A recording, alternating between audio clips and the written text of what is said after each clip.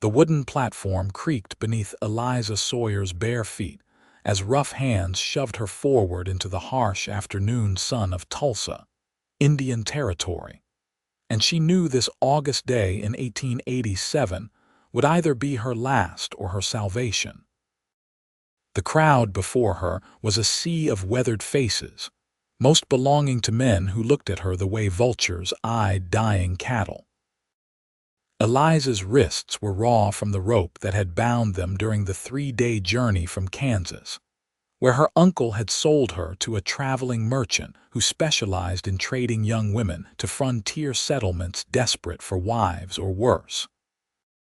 The merchant, a greasy man named Sutton, had assured her uncle that she would fetch a good price, and her uncle had taken the money without a second glance at the niece he had raised since her parents died of cholera when she was 10.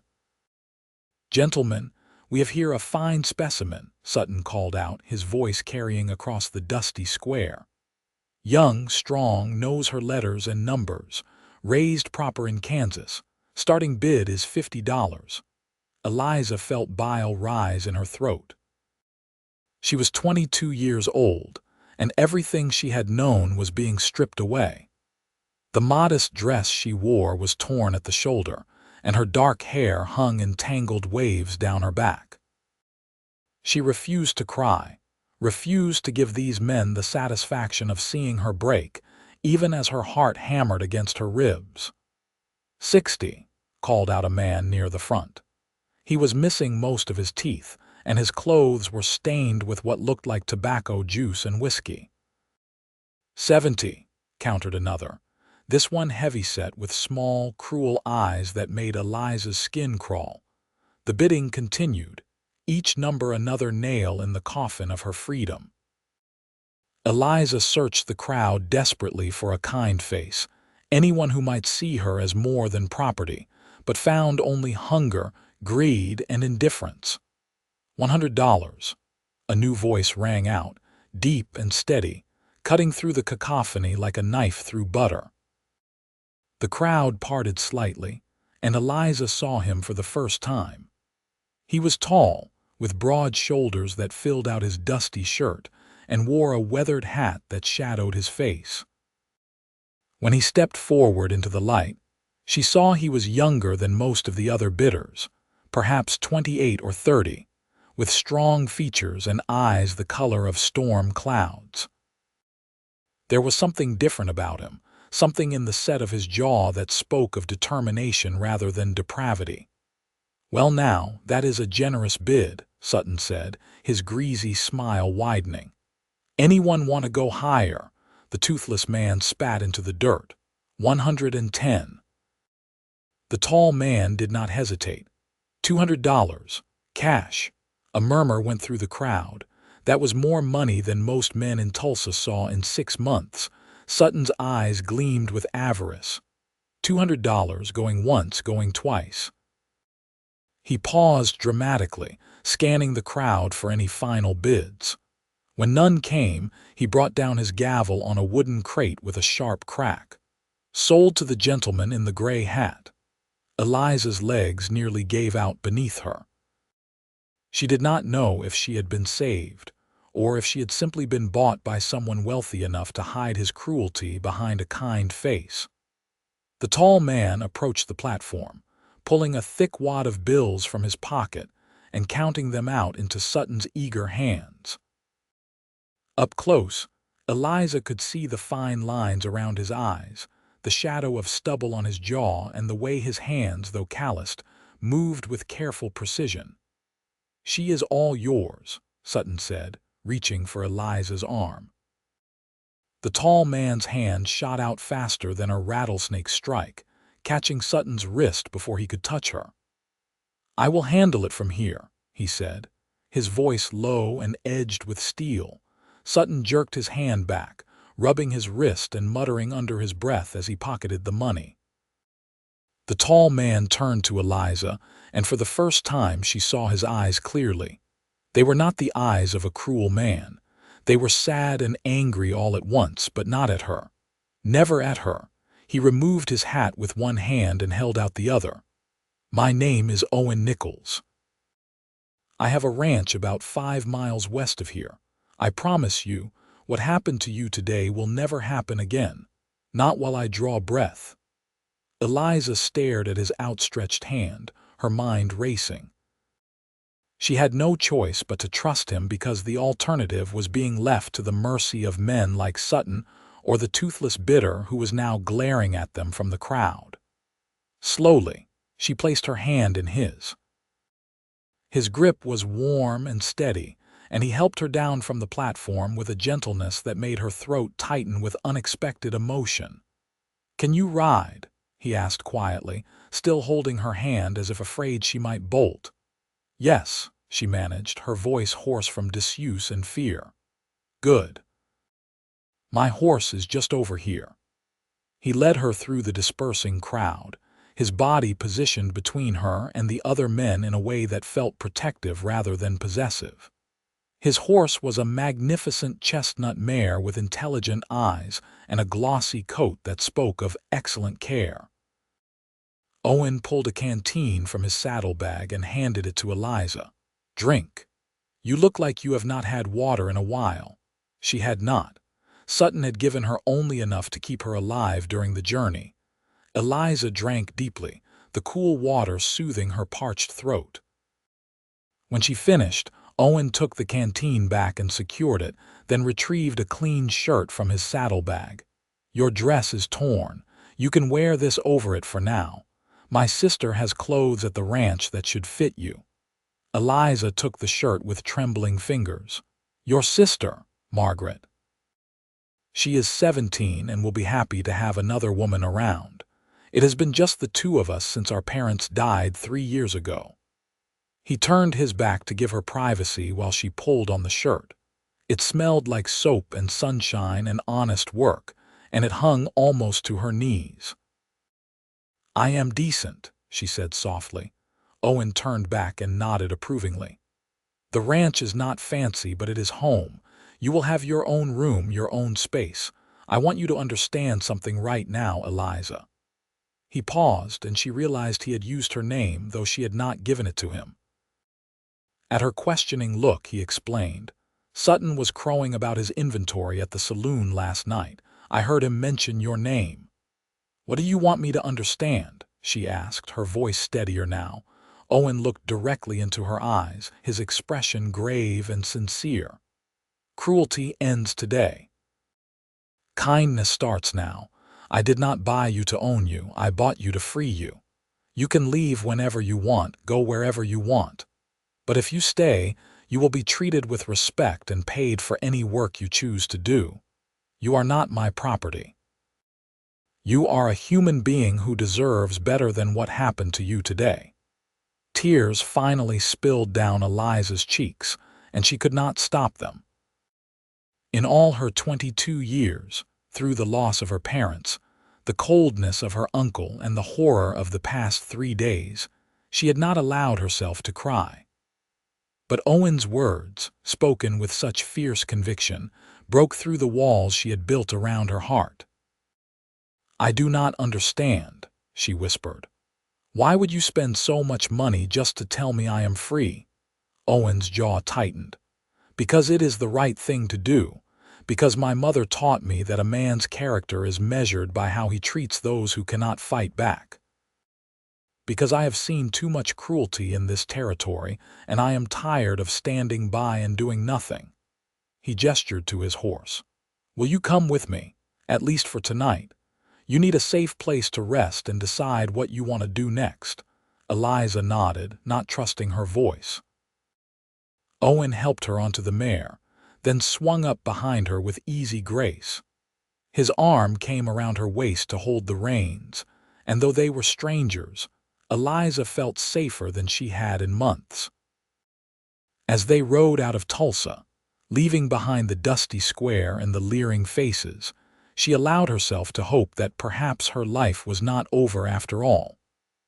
The ride to the ranch took them through rolling grassland dotted with wildflowers and the occasional stand of trees. Owen did not speak much, but his silence was comfortable rather than oppressive. He pointed out landmarks: a creek where the water ran clear and cold, a copse of cottonwoods where deer often grazed at dusk, a ridge where you could see for miles in every direction. Eliza listened and watched, slowly beginning to breathe easier as the distance between her and Tulsa grew. The sun was lowering toward the horizon when they crested a small hill, and Eliza saw the ranch spread out below them.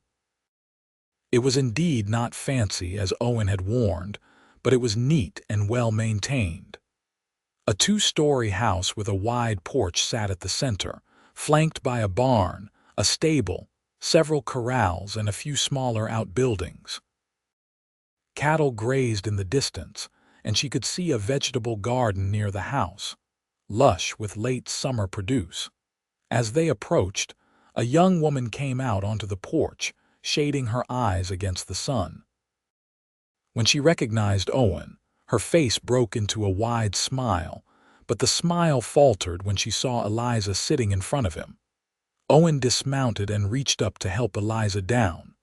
Her legs were shaky after the long ride, and she was grateful for his steadying hand. The young woman hurried down the porch steps, her eyes full of curiosity and concern. "Owen, what is going on?" she asked, her gaze moving between her brother and Eliza. "Margaret, this is Eliza Sawyer. She's going to be staying with us for a while. Eliza, this is my sister, Margaret." Margaret was pretty, with the same strong features as her brother, but softened by youth and a naturally sunny disposition. She wore a simple calico dress and had her dark hair pulled back in a practical braid. Her eyes were kind as she looked at Eliza, taking in the borrowed shirt, the torn dress beneath, and the exhaustion written on every line of Eliza's face. "You look like you have been through hell," Margaret said bluntly, then colored slightly. "I am sorry, that was rude. Come inside. You need food and rest and probably a hot bath." "There is more to it than that," Owen said quietly. "Can we talk inside?" Margaret nodded, instantly serious. She took Eliza's arm gently. "Come on, let us get you settled."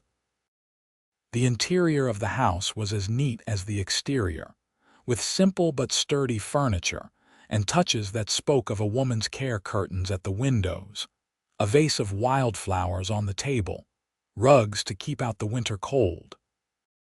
Margaret led Eliza to a chair in the kitchen while Owen filled the stove with wood and set a kettle to boil. Once Eliza was seated with a cup of hot tea in her hands, Owen told Margaret everything about Sutton's auction, the bidding, his decision to intervene. Margaret listened with growing horror, her hand flying to her mouth when Owen described the other bidders. "That is monstrous," she breathed. "How can such things happen in broad daylight?" "Because most people do not care enough to stop them," Owen said, his voice heavy. "Indian Territory is still mostly lawless. The marshals do what they can, but they are stretched thin. Men like Sutton operate in the gaps." Margaret turned to Eliza, her eyes bright with unshed tears. "You are safe here. For as long as you want to stay, we have a spare room upstairs that is yours." Owen spoke true when he said you would be treated with respect. "I do not know how to repay you," Eliza said, her voice breaking. "I have nothing." "You do not need to repay us," Owen said firmly. "But if you want to stay and help around the ranch, we would welcome it. Margaret manages the house and garden mostly on her own, and I could use help with the bookkeeping. Sutton said you know your letters and numbers." "I do. My mother taught me before she died. I have kept ledgers before for my uncle's store." "Then we will work well together," Owen said. He stood and stretched, his joints popping after the long ride. "I need to tend to the horses and check on the cattle before dark. Margaret, can you help Eliza get settled?" "Of course," Margaret said. She waited until Owen had left, then leaned forward conspiratorially. "My brother is a good man, but he does not always know how to talk about feelings. What he did today took courage. There were some rough men in that crowd, and they will not forget that he outbid them. You should know that." Eliza felt a chill run down her spine. Will there be trouble? Maybe.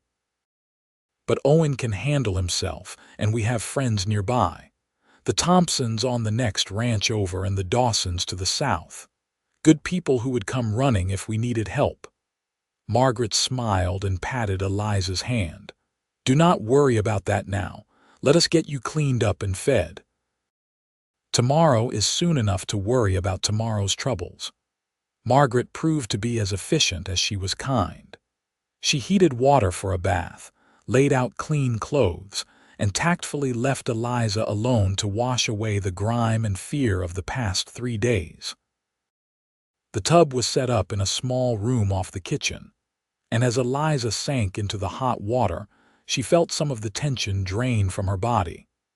She scrubbed her skin until it was pink, washed her hair with soap that smelled like lavender, and tried to make sense of everything that had happened. Owen Nichols had paid $200 for her freedom. That was not a small sum. It was money that could have been used for new cattle, for repairs to the ranch, for 100 other practical things. Instead, he had spent it on a stranger because it was the right thing to do. Eliza had not known such men existed outside of storybooks. When she emerged from the bath dressed in one of Margaret's dresses, a simple blue cotton that fit reasonably well, she found the kitchen filled with the smell of frying bacon and fresh bread. Margaret was bustling around the stove, and Owen had returned from his chores, his face and hands freshly washed. Sit, sit, Margaret urged, gesturing to the table. You must be starving. Eliza was. She could not remember the last time she had eaten a full meal. Margaret heaped her plate with bacon, eggs, fried potatoes, and thick slices of bread with butter, and Eliza ate until she thought she might burst. Owen and Margaret kept up a steady stream of light conversation, telling her about the ranch, the neighbors, the quirks of their various animals. They did not press her for details about her past, and Eliza was grateful. After dinner, Owen excused himself to take care of some paperwork in his office, and Margaret showed Eliza to her room. It was small but clean, with a real bed covered in a colorful quilt, a dresser with a mirror, a washstand, and a window that looked out over the prairie. Eliza stood in the doorway, almost afraid to enter, as if doing so would make this all real and subject to being taken away. It is yours, Margaret said gently. No one will disturb you here. The door has a lock if you want to use it. Eliza turned to the younger woman, tears threatening again. Why are you both being so kind to me? You do not know me. I could be anyone. Margaret's smile was sad and wise beyond her years. Our mother used to say that kindness is not about whether someone deserves it. It is about who you are and what kind of world you want to live in. Owen and I, we have been lucky in many ways. We have this ranch, we have each other, we have our health. The least we can do is share that luck with someone who needs it. That night, Eliza lay in the soft bed and stared at the ceiling, listening to the unfamiliar sounds of the ranch settling around her. She heard Owen's footsteps in the hall as he checked the doors and windows before retiring to his own room. She heard Margaret humming softly in the next room as she brushed out her hair. She heard the distant lowing of cattle and the whisper of wind through grass. These were the sounds of safety, of home, and Eliza let them lull her into the first peaceful sleep she had had in longer than she could remember. The next few weeks fell into a rhythm that both surprised and comforted Eliza. She rose with the sun, helped Margaret prepare breakfast, and then spent the mornings working with Owen in his office. The ranch's bookkeeping had fallen behind during the busy summer months, and Eliza dove into the ledgers with something approaching joy. Numbers made sense. They added up in predictable ways, and there was satisfaction in balancing columns and tracking expenses. Owen proved to be a patient teacher, explaining the intricacies of ranching economics, the cost of feed versus the market price of beef, the investment in breeding stock, the expenses of maintaining equipment and buildings. He had a sharp mind for business and ambitious plans for expanding the ranch, but he was held back by lack of capital and the uncertainty of the territory's future. Once Oklahoma becomes a state, things will settle down, he explained one morning as they reviewed the accounts. Right now, we are caught between Indian treaties and American expansion. It makes everything uncertain. Eliza looked up from the ledger she was working on. Do you think it will happen soon? Statehood. Within the next decade, I would guess. There is too much pressure from settlers and too much money to be made. The question is what will happen to the tribes who were promised this land. Owen's expression was troubled. I try to be fair in my dealings. We lease some of our grazing land from the Creek Nation, and I make sure to pay on time and respect their boundaries. But not everyone is so scrupulous. It was one of the things Eliza was coming to appreciate about Owen, his sense of justice, his desire to do right even when it was not convenient or profitable. He treated his ranch hands with respect, paid fair wages, and did not tolerate mistreatment of animals or people. The men who worked for him were loyal to a fault, and more than once Eliza had heard them speak of Owen with genuine affection. In the afternoons, Eliza helped Margaret with the endless tasks of running a household, cooking, cleaning, laundry, mending, preserving food for the winter. Margaret was cheerful company, full of stories about growing up on the ranch and dreams for the future.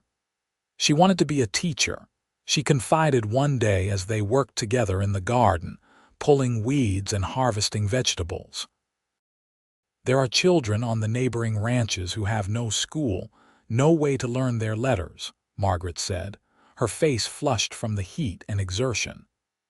I have been teaching myself from Papa's old books, and I think I could teach others. Owen says once we have more money saved, he will help me start a small school. That is a wonderful dream, Eliza said sincerely. You would make an excellent teacher. Margaret beamed at the praise. And what about you? What do you want to do? It was a question Eliza had been asking herself. For so long, her life had been about survival, surviving her parents' deaths, surviving her uncle's coldness, surviving Sutton's cruelty. She had not dared to dream about what she wanted beyond simple safety. But now, in this place with these people, dreams were beginning to take shape. I like the bookkeeping, she admitted. I like the way numbers tell a story if you know how to read them, and I like the ranch, the work, the land. I have never felt so useful. Then stay, Margaret said simply. Make this your home, we want you here. Eliza's throat tightened. Does Owen feel the same way?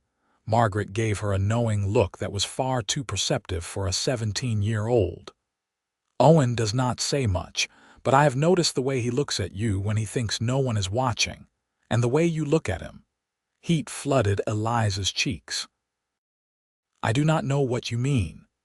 Yes, you do, Margaret said with a laugh, and there is nothing wrong with it. You are both free adults. Owen is a good man who deserves happiness, and you are a good woman who deserves the same. Eliza wanted to protest, but the words died on her lips. Because Margaret was right. Over the past weeks, something had been growing between her and Owen, something that went beyond gratitude and kindness. She found herself listening for his footsteps in the morning, watching for his return from the range in the evening. She noticed the way his eyes crinkled when he smiled, the competent strength of his hands, the careful consideration he gave to every decision. And sometimes, when their fingers brushed as they worked on the ledgers together, she felt a spark that had nothing to do with static electricity. But Eliza was afraid to trust those feelings. She had been through too much, been betrayed too recently. What if this was just her mind's way of attaching itself to her rescuer? What if Owen saw her only as a responsibility, someone to be protected but not loved? The questions kept her awake at night, staring at the ceiling and trying to sort through the tangle of her emotions. The answer came unexpectedly one evening in early September. Eliza had been at the ranch for almost a month, and she had fallen into the habit of sitting on the porch after dinner to watch the sunset. It was her favorite time of day, when the heat of the afternoon faded into the cool of evening, and the sky turned shades of gold and rose and purple. Usually she sat alone, but this evening Owen joined her, 2 cups of coffee in his hands. "Mind if I sit?" he asked, offering her one of the cups. Of course not. Eliza took the coffee gratefully and made room for him on the porch swing. They sat in comfortable silence for a while, watching the sun sink toward the horizon. Owen seemed preoccupied, his brow furrowed in thought. Finally, he spoke. "I wanted to ask you something, and I want you to be completely honest with me." Eliza's heart began to race. "All right. Are you happy here? I know this is not the life you would have chosen, and I would understand if you wanted to leave, to go back east maybe, or to a city where there are more opportunities for a woman with your education." The question took Eliza by surprise. "Do you want me to leave?" "No," Owen said immediately, then paused. "That is, I want you to do what is best for you, not what you think we want to hear." Eliza set down her coffee cup and turned to face him fully. "Owen, I have been more happy here in the past month than I was in the previous 10 years. You and Margaret have given me something I thought I had lost forever: a home, a purpose, a reason to hope. If you are asking whether I want to stay, the answer is yes. I want to stay very much." Relief flooded Owen's face, so stark and genuine that Eliza's breath caught. "I am glad," he said quietly. "I was afraid you might feel trapped, that you might be staying out of obligation rather than desire." "I am staying because there is nowhere else I would rather be," Eliza said, her voice steady despite the hammering of her heart. "But I need to know something too. When you said I could leave whenever I wanted, did you mean it? Or were you hoping I would stay?" Owen turned to look at her, and in his eyes Eliza saw the answer before he spoke it. "I was hoping you would stay, not because I need a bookkeeper or because Margaret needs help with the housework. I was hoping you would stay because I do not want to imagine this ranch, this life, without you in it." The air between them seemed to thicken, charged with possibility. Eliza's pulse raced as Owen reached out slowly, giving her every chance to pull away, and took her hand in his. "I know it has only been a month," he continued, his thumb tracing gentle circles on the back of her hand. "And I know you have been through hell.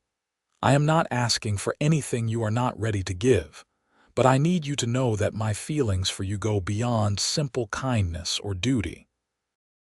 You are brave and smart and strong, and every day I find myself thinking of reasons to be near you, to hear your voice, to see you smile. If there is any chance that you might feel the same way, I would like permission to court you properly." Eliza felt tears prick her eyes, but these were tears of joy rather than sorrow. "You do not need permission, Owen. You already have my heart." The smile that broke across Owen's face was like the sun coming out from behind clouds. He raised her hand to his lips and pressed a gentle kiss to her knuckles, and the gesture was so tender that Eliza felt something inside her mend, some broken piece of her soul clicking back into place. "We will take this slow," Owen promised. "There is no rush. I want to do this right." And he did. Over the following weeks, Owen courted Eliza with a patience and thoughtfulness that made her fall more deeply in love with him every day. He brought her wildflowers from the prairie, their stems carefully wrapped in damp cloth to keep them fresh. He taught her to ride properly, spending hours in the corral showing her how to communicate with a horse through touch and tone, rather than force. He read to her in the evenings from books of poetry and adventure, his deep voice turning words into music.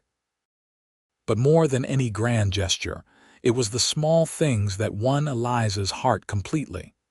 The way Owen always made sure she had the most comfortable chair. The way he listened when she talked about her parents, her memories, her dreams.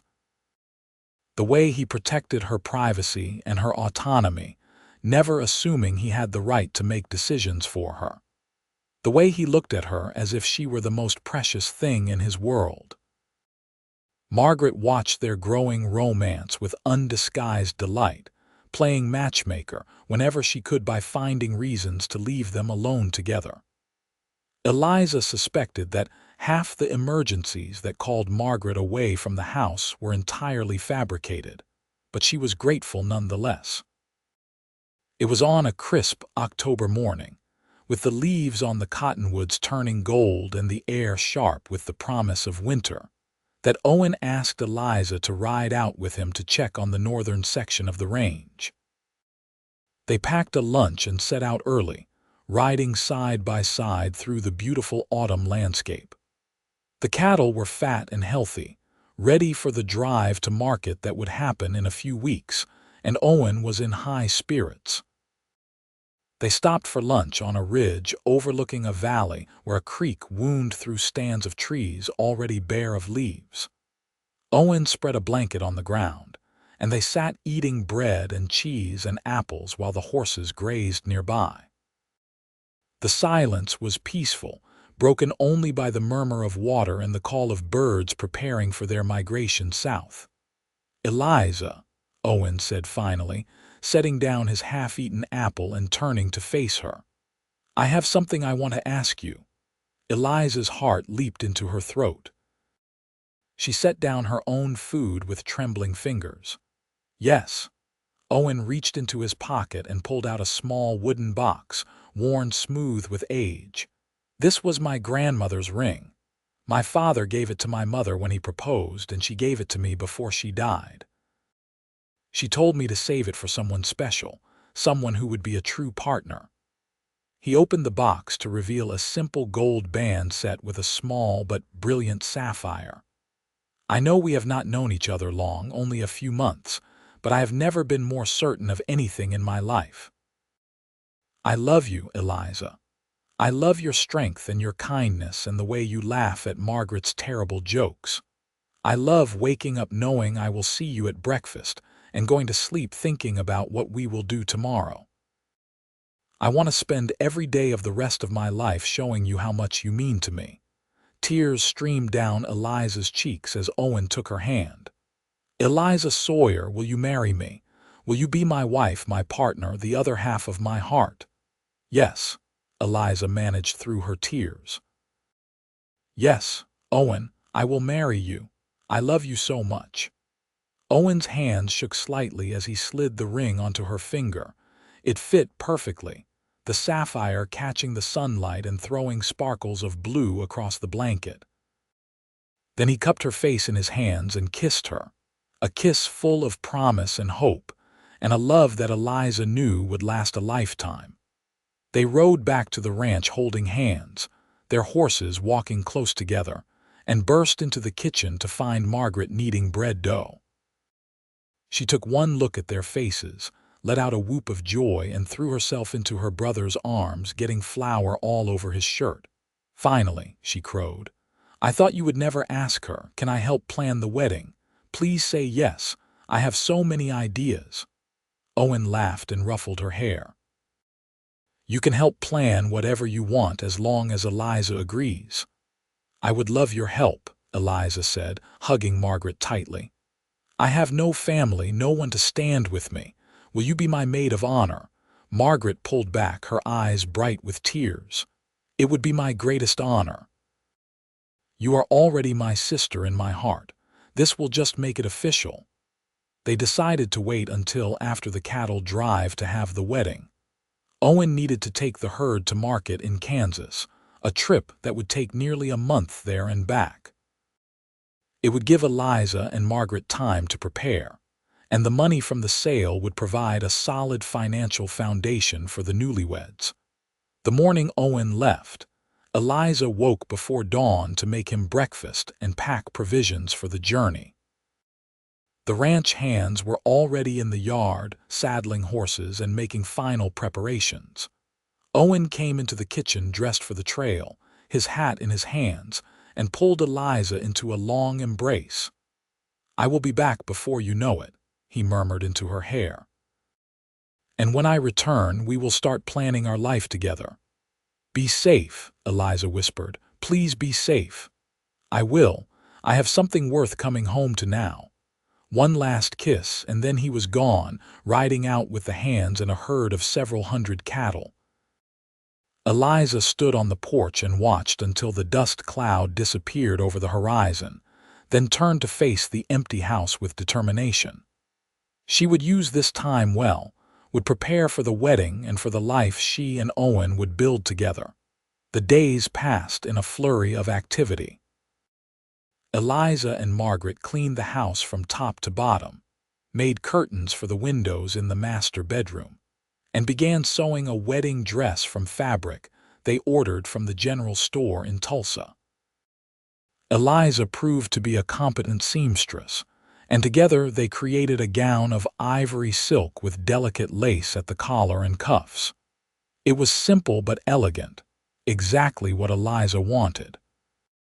News of the engagement spread quickly through the scattered ranching community, and neighbors Eliza had never met began stopping by to offer congratulations and gifts. Mrs. Thompson, a cheerful woman in her 50s from the neighboring ranch, brought a set of fine china that had been her mother's. Mr. Dawson, a gruff old rancher to the south, presented them with a beautiful hand-carved hope chest. Even the ranch hands who had stayed behind to maintain the property took up a collection and bought Eliza a pair of silver candlesticks. Eliza was overwhelmed by the warmth and acceptance she received. These people, many of whom had heard about her arrival at the ranch under such terrible circumstances, treated her with nothing but respect and kindness. It was a stark contrast to the cruelty she had experienced in Tulsa, and it made her love her new home even more. 3 weeks after Owen left, a rider came galloping up to the ranch house at full speed, his horse lathered and blowing hard. Eliza's heart seized with fear as she ran out onto the porch, certain that something terrible had happened to Owen. But the rider was not bringing news of Owen. He was bringing a warning. "Miss Sawyer," the young man gasped, sliding off his horse. "I am Jim Crawford. I work for the Thompsons. My boss sent me to warn you. There has been talk in town. That merchant, Sutton, the one who brought you here, he has been stirring up trouble, saying that Owen Nichols owes him more money, that the sale was not legitimate. He has got some rough men with him, and they are headed this way." Eliza's blood ran cold. When? Could be today, could be tomorrow.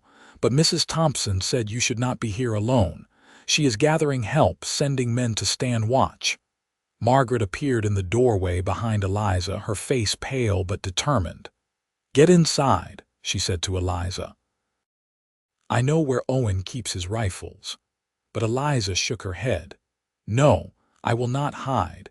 If Sutton comes here, he will find that I am not the same terrified girl he brought to Tulsa. I am not alone, and I am not helpless." Jim Crawford looked between the two women with obvious worry. "Miss, these are dangerous men." "Then it is a good thing we have friends," Eliza said firmly. She turned to Margaret.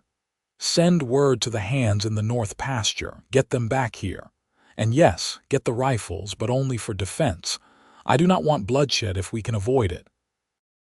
The next few hours were tense as they prepared. The ranch hands came riding in, grim-faced and armed. Mrs. Thompson arrived with her husband and 2 grown sons, all carrying weapons. Mr. Dawson showed up with 3 of his best men. By the time the sun reached its zenith, the ranch was well defended, and Eliza felt a surge of gratitude for these people who barely knew her but were willing to stand with her. They did not have to wait long. Just after midday, a cloud of dust appeared on the horizon, resolving into 6 riders. Even from a distance, Eliza recognized Sutton's greasy bulk leading the group. The other 5 men looked exactly like what they were: hired guns, the kind of men who would do anything for money. The group reined in about 50 yards from the house, and Sutton called out, his voice carrying across the distance, "I am here to see Owen Nichols." Eliza stepped out onto the porch, her head high, Margaret at her side. "Mr. Nichols is not here. You will have to deal with me." Sutton's face twisted into an ugly smile when he saw her. "Well, well, the merchandise. You owe me money, girl. That sale was not legitimate. Your buyer did not fulfill the contract." "The sale was plenty legitimate," Eliza called back.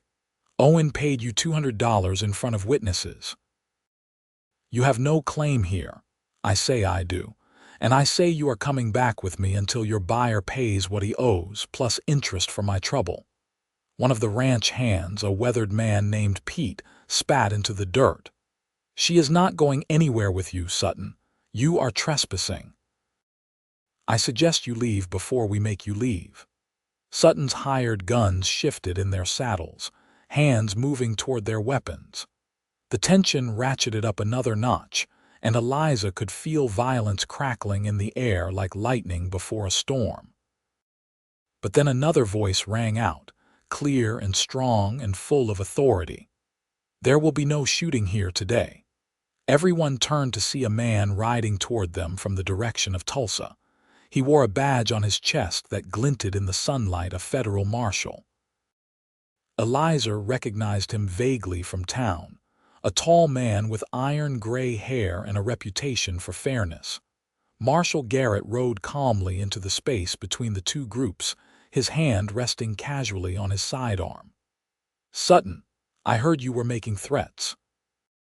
"Thought I would ride out and make sure everyone understands the law." "This is a business matter, Marshal," Sutton blustered. "Does not concern the law." "Oh, but it does. See, I have been doing some checking on you. Turns out there are warrants out for your arrest in 3 states. Trafficking in human beings, fraud, extortion. I was planning to come looking for you, but you saved me the trouble by being stupid enough to ride out here in broad daylight." Sutton's face went from red to white. "That is lies. You cannot prove anything." "I can prove plenty. And these gentlemen here are witnesses to you attempting to abduct Miss Sawyer against her will. That is kidnapping, Sutton, a hanging offense in Indian Territory." Marshal Garrett looked at the hired guns. "Any of you boys want to hang alongside him? Or would you rather ride out now and forget you were ever here?" The hired guns did not need to be told twice. They wheeled their horses and took off at a gallop, leaving Sutton alone and suddenly looking very small. The marshal pulled out a pair of iron cuffs. "Mr. Sutton, you are under arrest.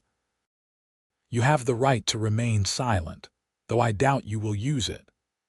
As the marshal clapped the cuffs on Sutton's wrists and led him away, Eliza felt the last remaining fear from that terrible day in Tulsa lift from her shoulders.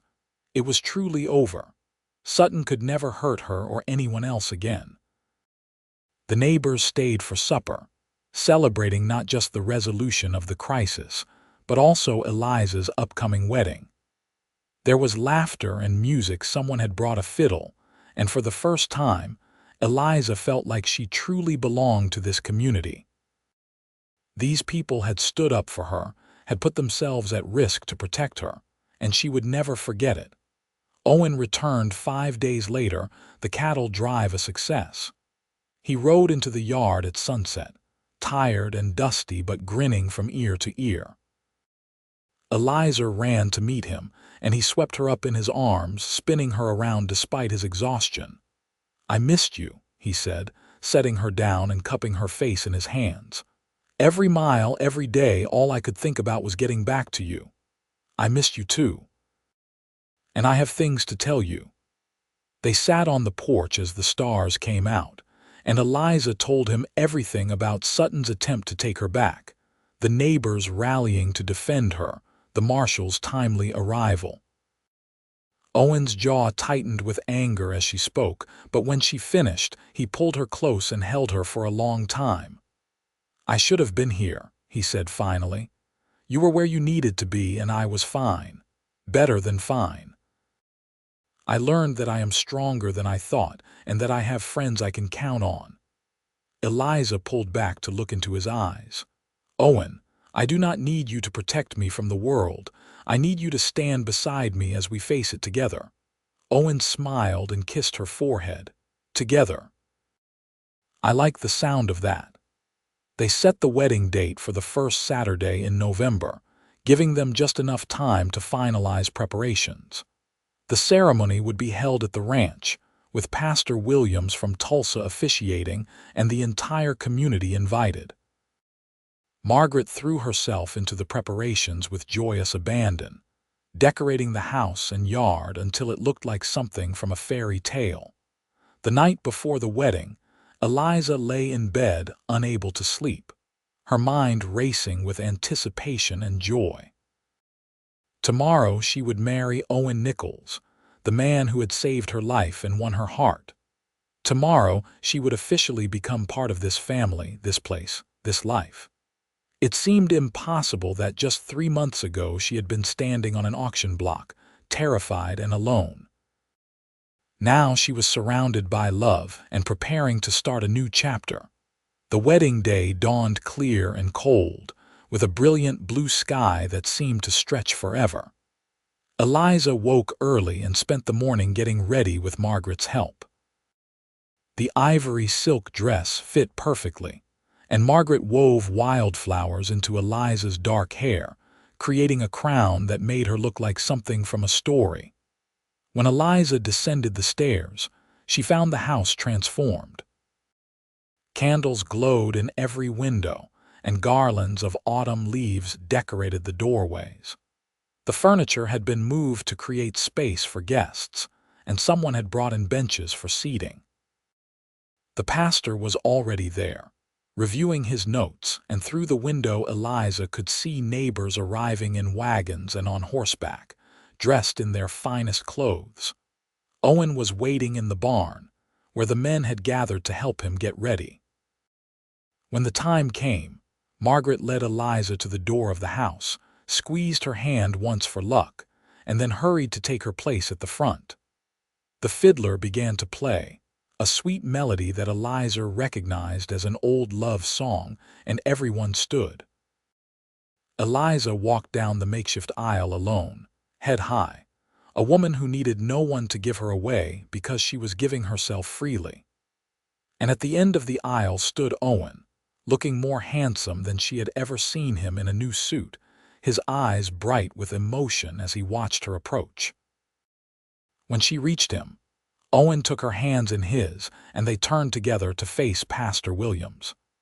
The ceremony was simple and traditional, the words familiar but no less meaningful for their familiarity. When the pastor asked Owen if he took Eliza to be his wife, his "I do" rang out clear and strong.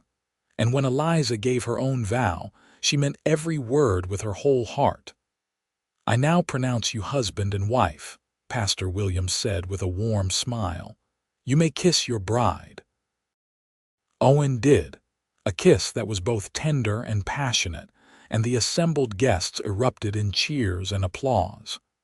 As Eliza and Owen turned to face their community as a married couple, Eliza felt a sense of completeness she had never known before.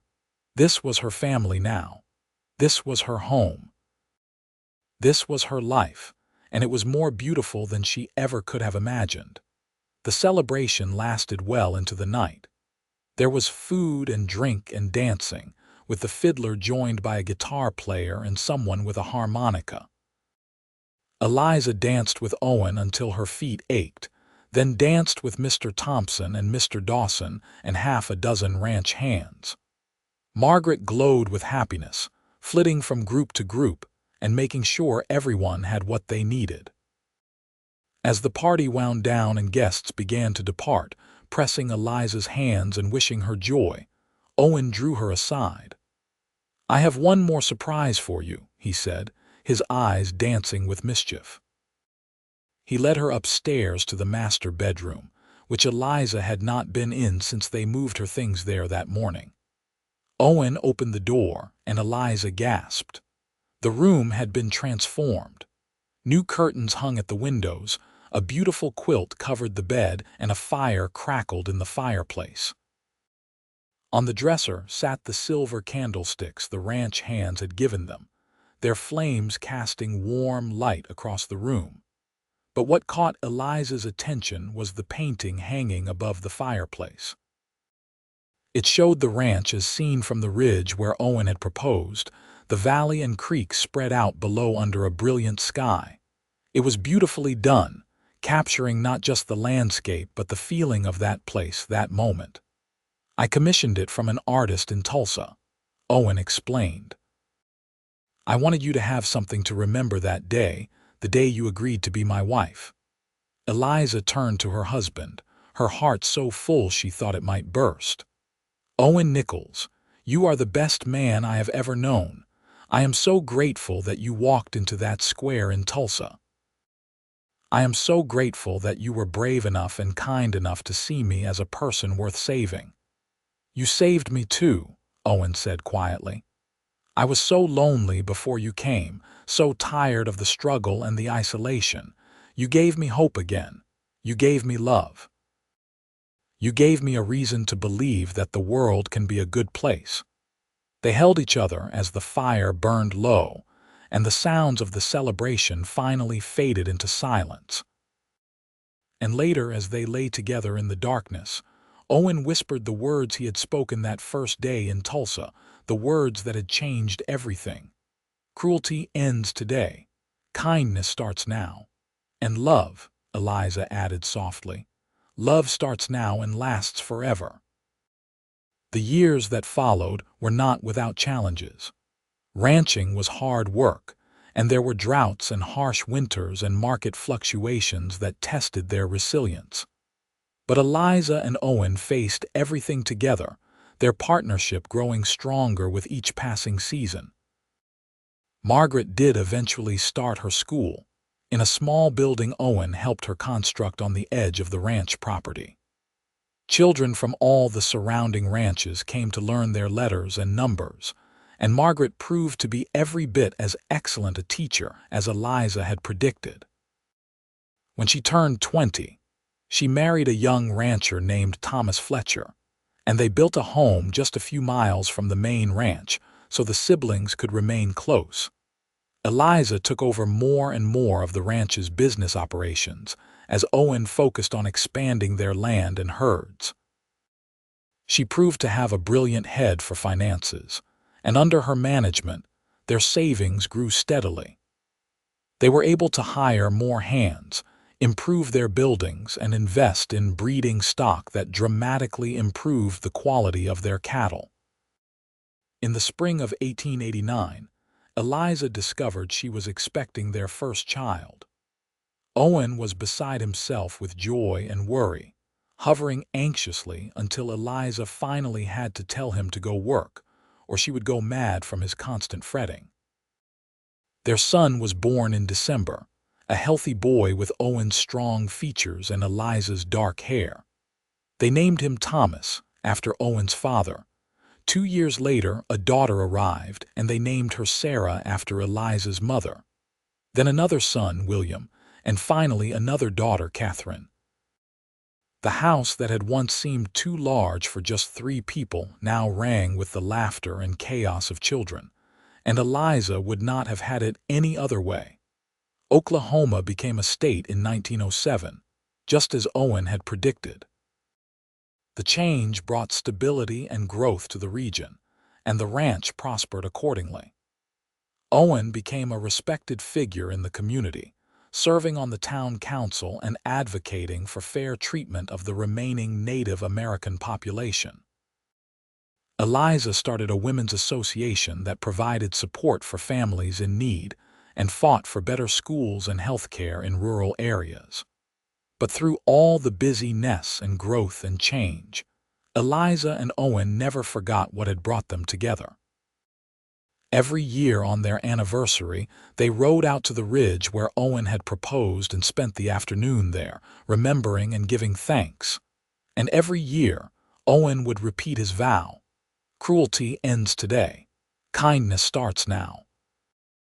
On their 25th anniversary, as they sat on that ridge with silver threading their hair and the lines of a well-lived life on their faces, Eliza looked at her husband and marveled at the journey they had taken together. "You remember that day in Tulsa?" she asked. "I was so scared, so certain my life was over." "I remember," Owen said, taking her hand. "I remember seeing you standing on that platform and thinking I could not let you fall into the hands of those men. I did not know then that I was not just saving you, I was finding the other half of my soul." "We saved each other," Eliza said. "You gave me freedom and safety, and I gave you love and partnership. We built something beautiful together." Owen pulled her close, and they sat watching the sun set over their land, their life, their legacy. In the distance, they could see the ranch house where their children and grandchildren now gathered for the anniversary celebration.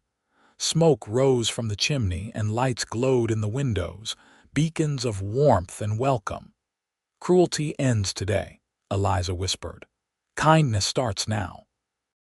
"And love," Owen added, echoing her words from their wedding night. "Love starts now and lasts forever." They rode back to the ranch as the stars came out, holding hands like young lovers, their hearts still as full as they had been that first day. And as they entered the house to the welcoming shouts of their family, Eliza gave silent thanks for the cowboy, who had seen her not as property to be owned, but as a person to be cherished, and for the love that had grown from the ashes of cruelty into something strong and lasting and true. The next decade brought its share of joys and sorrows, as life always does. They lost Mr. Dawson to old age and Mrs. Thompson to pneumonia, mourning friends who had stood by them in their darkest hour. But they also celebrated as their children grew into capable, kind adults who made them proud. Thomas took over more and more of the daily ranch operations, showing the same fair-mindedness and business sense as his parents. Sarah became a nurse, traveling to Oklahoma City for training, and then returning to serve the rural community where she had grown up. William followed his Aunt Margaret into teaching, and Catherine surprised everyone by becoming one of the first female lawyers in the state. As Eliza entered her 60s, she began to write down her story, not for publication, but for her grandchildren and the generations that would come after. She wanted them to know where they came from, to understand that their family had been built on a foundation of courage and kindness in the face of cruelty. She wrote about that terrible day in Tulsa, about Owen's intervention, about the life they had built together through hard work and love. One evening, as she sat at the kitchen table working on her memoir, Owen came in from the barn and read over her shoulder. When he finished the page she was working on, he bent down and kissed the top of her head. "You write it like a fairy tale," he said, "but it was real. It all really happened." "That is what makes it so precious," Eliza replied, setting down her pen and taking his hand. "Fairy tales are wishes and dreams. Our story is proof that goodness can triumph, that one person's choice to do the right thing can change everything." Owen pulled up a chair and sat beside her. "Do you ever think about what your life would have been like if I had not been in Tulsa that day?" Eliza shuddered. "I try not to. The men who were bidding on me, the life I would have been forced into, it does not bear thinking about. But someone else might have stepped in. Someone else might have saved you." "Perhaps," Eliza agreed. "But I am grateful it was you, because we were not just saving me from something terrible. We were finding each other. We were starting something beautiful." They sat together in the warm kitchen, surrounded by the evidence of the life they had built: photographs on the walls, children's artwork on the icebox, a calendar marked with family birthdays and gatherings. Through the window, They could see the barn where Owen still worked every day despite his advancing years, and beyond that the vast prairie where their cattle grazed under the endless sky. In 1920, when Eliza was 55 and Owen 61, they celebrated their 30th anniversary with a huge party that brought family and friends from across the state. Their children and grandchildren filled the ranch house to bursting, and even some of the old ranch hands who had long since retired came back for the occasion. There was music and dancing and stories told late into the night about the old days, the hard times and the good times and everything in between. At one point, Margaret stood up to make a toast. She was 53 now, her hair streaked with gray but her eyes still bright with the warmth Eliza remembered from their first meeting. "To Eliza and Owen," Margaret said, raising her glass. "30 years ago, my brother did something that I did not fully understand at the time. He spent money we did not have to spare on a woman he did not know. But Owen saw something that day in Tulsa that the rest of us might have missed. He saw injustice, and he refused to stand by and let it happen. In saving Eliza, he saved himself. He found love and partnership and joy. And all of us have been blessed by their union. To 30 more years. To 30 more years, everyone echoed, raising their glasses, but time, as it always does, had other plans. Owen's health began to decline in his mid-60s. He developed a cough that would not go away, and though he tried to hide it, Eliza saw how the work that had once come easily now left him exhausted. She convinced him to see a doctor in Oklahoma City, and the news was not good. His lungs were damaged, likely from years of dust and hard work, and there was little that could be done except make him comfortable. Owen faced his mortality with the same quiet courage he had brought to everything else in his life. He made sure the ranch was in order, that Thomas knew everything he needed to know to run it successfully. He spent long hours with each of his children and grandchildren, passing on wisdom and love. And he made sure Eliza knew that his only regret was that he would not have more years with her. "I have lived a good life," he told her one evening as they sat on the porch, wrapped in blankets against the autumn chill. "Better than I ever dreamed possible, and it is all because of you." "No," Eliza said fiercely, tears streaming down her face. "It is because of us, together. We did this together." Owen smiled and pulled her close. "Together, always together." He passed away in his sleep on a cold December night in 1925, with Eliza holding his hand and his children gathered around his bed. He was 66 years old, and he died as he had lived, surrounded by love, secure in the knowledge that he had made a difference in the world. Eliza grieved deeply, but not bitterly. She had had 38 years with Owen, 38 years of love and partnership and joy. She had 4 children, 12 grandchildren, and a legacy of kindness that would ripple out through generations. She knew she had been blessed beyond measure. She remained on the ranch, helping Thomas run things and spending time with her ever-growing family. She finished her memoir and had it privately printed so each of her children and grandchildren could have a copy. She continued her work with the Women's Association, fighting for better conditions for rural families and advocating for those who had no voice. And every year on what would have been their anniversary, she rode out to the ridge where Owen had proposed. Sometimes she went alone, sometimes with her children, sometimes with all her grandchildren in tow. But she always went, because that place held the memory of the day when Owen had made her his promise, the promise that had shaped both their lives.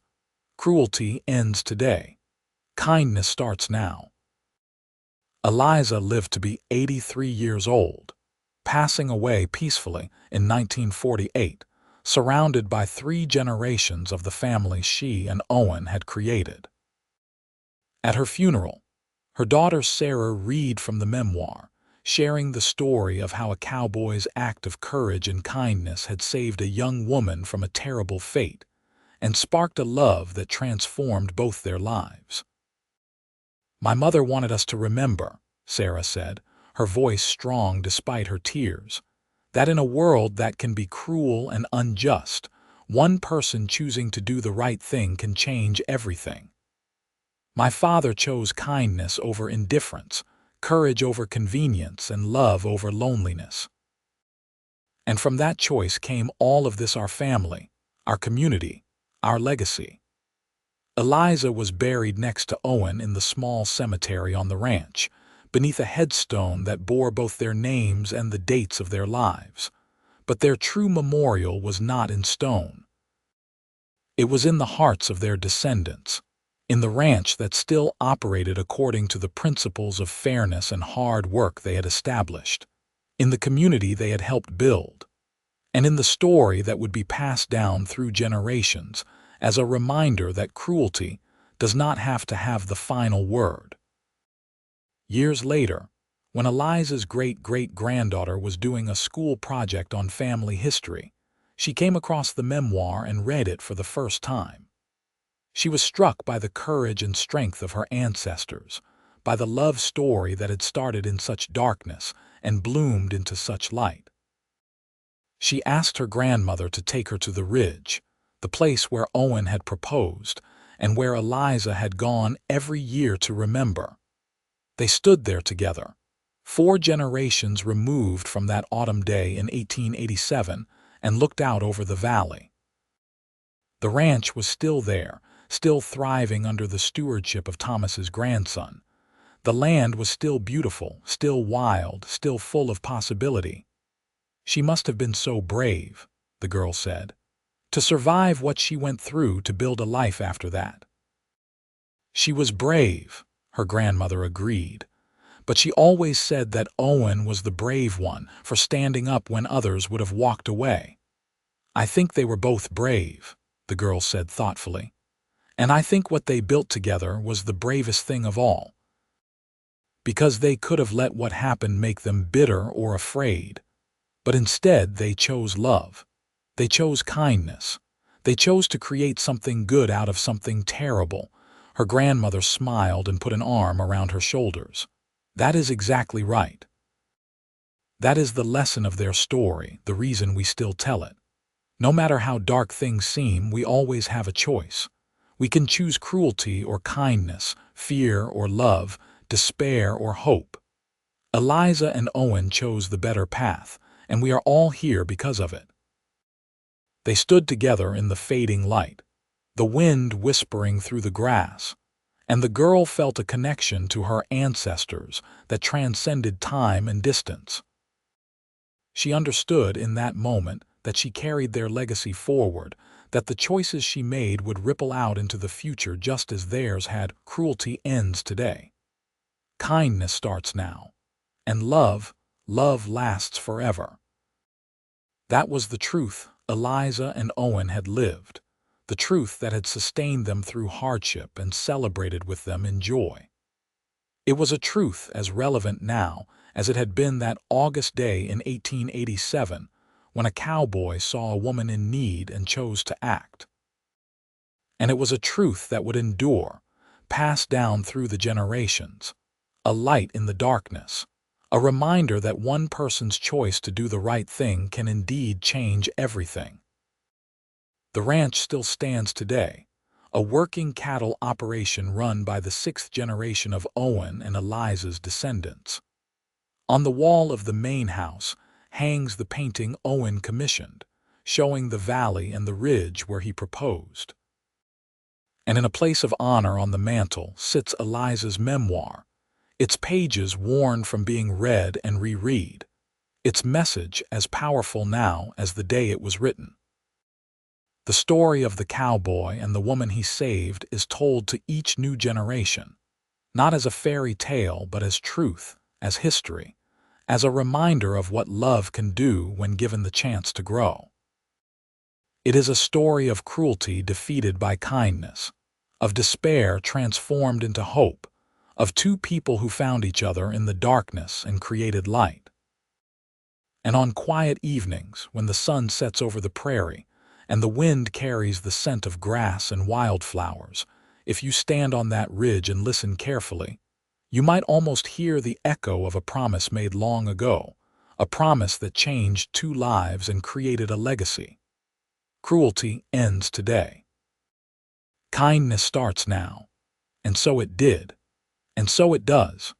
And so it always will, as long as there are people willing to choose love over fear, kindness over cruelty, courage over indifference. That is the power of one good choice, one brave act, one person refusing to stand by while injustice happens. That is the legacy of Owen and Eliza Nichols, born on an August day in Tulsa, Indian Territory, when a cowboy looked at a woman on an auction block and saw not property but a person, not a transaction but a tragedy, not an opportunity but an obligation to do what was right. He saved her. She saved him. And together they saved each other over and over again through all the years of their lives. And in the end, is that not what love is? The choice to see another person's worth, to stand by them in darkness and light, to build something together that is stronger and more beautiful than anything either could create alone. That was the gift Owen gave Eliza that day in Tulsa. That was the gift she gave him in return. And that gift, that love, that choice to be kind in a cruel world, has echoed down through the generations and will continue to echo for as long as their story is told. Because some stories are not just about the past. Some stories are instructions for the present, roadmaps for the future, proof that even in our darkest moments, there is always hope. This is one of those stories. This is the story of how cruelty ended and kindness began, and how two people found in each other everything they had been missing, everything they had been searching for, everything they needed to transform their lives from mere survival into something truly worth living. And they lived it. Oh, how they lived it. Every day, every moment, every choice to love instead of fear, to give instead of take, to build instead of destroy. That is their legacy. That is their gift to us all. Cruelty ends today. Kindness starts now. And love, always love, lasts forever.